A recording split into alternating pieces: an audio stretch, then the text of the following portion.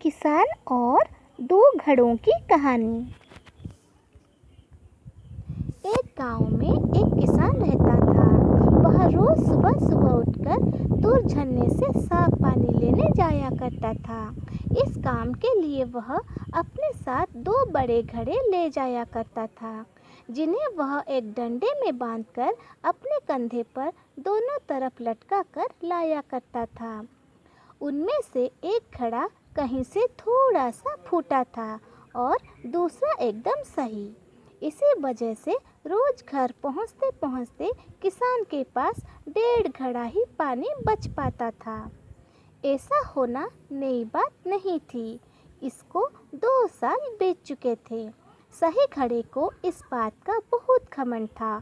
उसे लगता था कि वह पूरा का पूरा पानी घर पहुंचाता है और उसके अंदर कोई भी कमी नहीं है। वहीं दूसरी तरफ फूटा हुआ घड़ा इस बात से बहुत शर्मिंदा रहता था कि वह आधा पानी ही घर पहुंचा पाता है और किसान की मेहनत बेकार चली जाती है।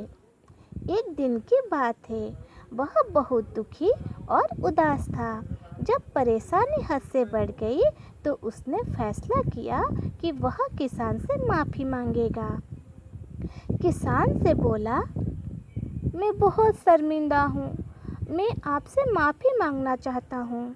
तो किसान ने पूछा, भाई तुम किस बात से शर्मिंदा हो? छोटे घड़े ने दुखी होते हुए कहा, शायद आप नहीं जानते हैं, मैं एक जगह से फूटा हुआ हूँ। पिछले 2 सालों से मुझे जितना पानी पहुँचाना चाहिए था, मैं सिर्फ उसका आधा ही पहुँचा पाया हूँ। मेरे अंदर यह बहुत ही बड़ी कमी है।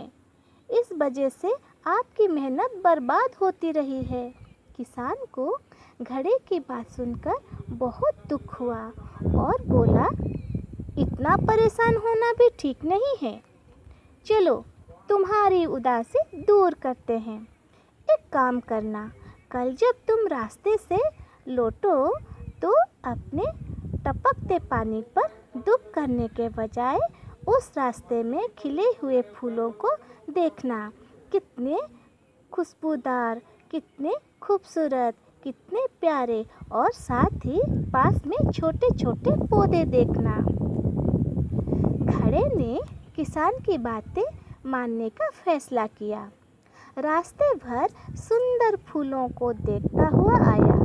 ऐसा करने से उसकी उदासी थोड़ा कम हुई, पर घर पहुंचते पहुंचते उसके अंदर से आधा पानी गिर चुका था।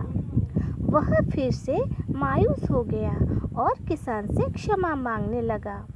किसान बोला, शायद तुमने रास्ते पर ध्यान नहीं दिया।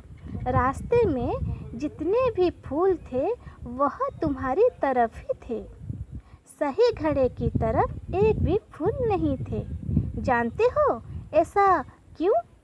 क्योंकि मैं हमेशा से तुम्हारे अंदर की कमी को जानता था। मैंने उसका लाभ उठाया।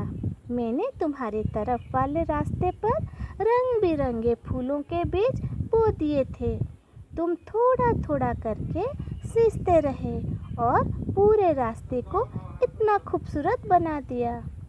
आज तुम्हारी ही वजह से मैं इन फूलों को भगवान को अर्पित कर पाता हूँ, अपना घर सुंदर बना पाता हूँ।